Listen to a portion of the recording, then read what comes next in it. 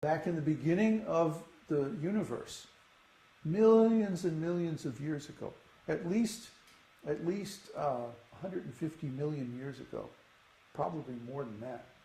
Krishna spoke the same knowledge in Bhagavad-gītā to the sun god. Do we think that this sun is going on without the control of some conscious entity? I mean, you go into a nuclear reactor, and you see there's this control room with all these dials and switches and computers and all this control stuff and readouts and graphs. Because an atomic reaction is a very complex process and requires control. Otherwise, it'd get out of hand and destroy everything. So do we think the sun, which is an atomic fusion reaction, do we think there's no control room? Do we think there's no intelligent being controlling this huge fusion reaction? That would be nuts to think like that. The scientists think that it's controlled by chance. Okay, so let's go in your laboratory and install a nuclear reactor and control it by chance. You throw some dice and you set the controls according to the dice.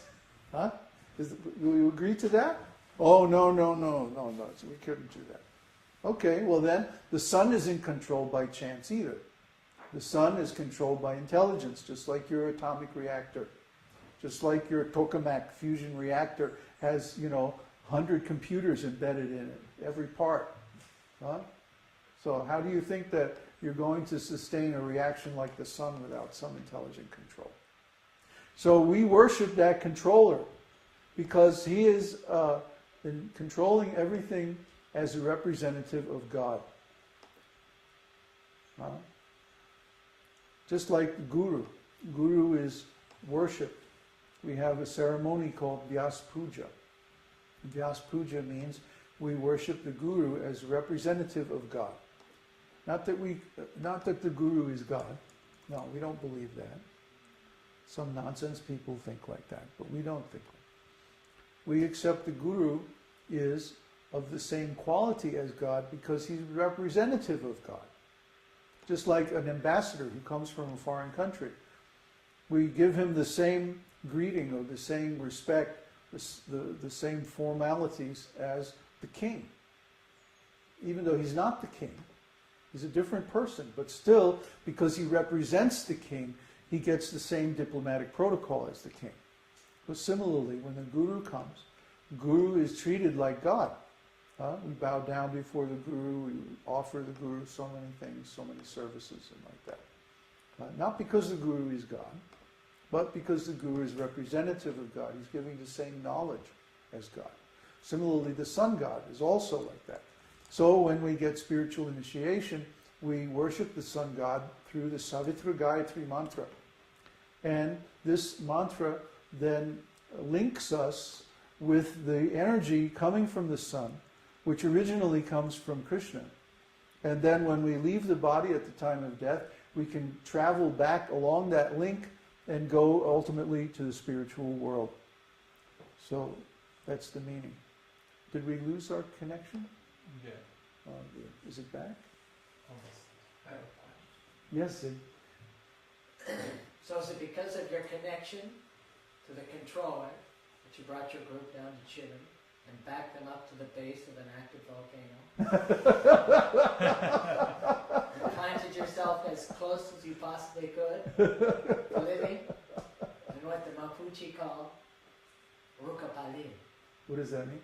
Rukapalin is a guardian that God sent to the planet to watch out for the people and protect them. Really? Yeah. Then the volcano represents that. Yes, it's actually called Rukapalin. Rukapalin is considered to be the spiritual protector of the people, so that when injustice is being done, Rukapalin will send a natural force, such as a hurricane, or a volcano, an explosion, or a tsunami, or something, to get the attention of the people that are doing the wrong, so that they will begin to treat Mother Earth correctly. So I find it interesting that you backed yourself up. You must have a very powerful relationship with a controller. You back yourself up and set yourself as close as you can get Just about. to an active volcano. That's great. We want to learn more about the Mapuche tradition. You know, they're very interesting people, and I have a suspicion that they are related to the Vedic civilizations in the ancient past, just like the Mayans. The The Lakota. Lakota, yeah. But if you go back far enough, you find there is one culture, and which is centered on God, and our relationship with the earth, because the earth is God's energy. If we mistreat the earth, well, what does that say about, you know, who we are as people, what kind of consciousness that we're in? So we want to make sure that we treat the earth properly, and we also want to make sure we treat people nicely too. So our culture, our spiritual culture, is based on. We lost the connection again? Yeah. Oops. Okay, restart. So our culture is based on hospitality, actually. That in fact, our values are, if we were doing everything, you know, the way we were supposed to do, that whenever we make food, we would go outside and call, "Hey, is anybody hungry?" And that even if an enemy comes to our place, that we receive them with hospitality. We don't receive them with anger, hostility. And if they insist, okay, we really want to fight, okay, well, let's go away from the village, away from the women and children, out in the middle of nowhere, and we can fight there. Okay, but don't destroy everything. Don't hurt anybody. This modern warfare, where they attack the people, this is horrible. So this is not civilization.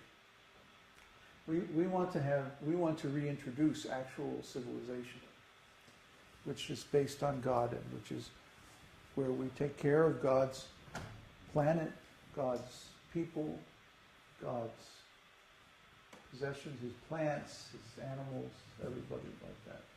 So we want to introduce that. But I think we're going to have to wait until the other thing crashes. Because people are still thinking, oh, we can follow the system and it'll be okay.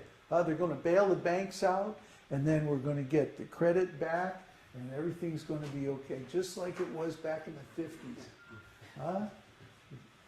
There's no chance. It's not going to happen. They have finally pushed it too far. So it's in the process now. It's going to take a while. It's not going to happen overnight, but the whole thing is basically finished. Might as well get used to the idea and make other arrangements. So we advise everybody, plant your garden, find yourself a community that you can join, because you're not going to be able to make it on your own. Develop a relationship with the controller. That's the main thing. Then everything else will come. Yeah. So when we have this relationship, the nice thing is we get guidance. Special guidance from within, intuition. Our consciousness is directed in certain ways. So we get knowledge that other people don't have access to. And it's not that we want to gloat.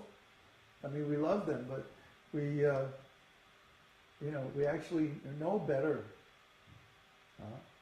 And they may have so many things that we don't have, like this great technology and powerful weapons and all this money and all this stuff and everything. But they're not happy.